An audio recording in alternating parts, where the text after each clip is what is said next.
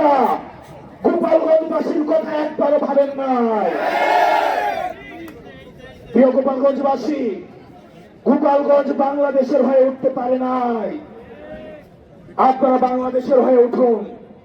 আওয়ামী লীগ পরিকল্পিতভাবে গোপালগঞ্জকে বাংলাদেশ থেকে বিচ্ছিন্ন করেছে, ভবিষ্যৎ প্রজন্মের ভবিষ্যৎকে সংকটে ফেলেছে। আমরা গোপালগঞ্জবাসীকে আশ্বস্ত করতে চাই, গোপালগঞ্জ বাংলাদেশের, ফেনীও বাংলাদেশের, বগুড়া বাংলাদেশের, বাংলাদেশ এই 64টি জেলার সমান অধিকারের জন্য লড়াই করবে। সবার জন্য আমরা সমানভাবে লড়াই করব। প্রিয় গোপালগঞ্জবাসী, আমরা আপনাদেরকে আহ্বান জানাবো, আপনাদেরকে আমরা জালিমের শাসন থেকে মুক্ত করেছি। আমরা ইনসাফের বাংলাদেশ করার জন্য আপনাদেরকে সাথে নিয়ে আমরা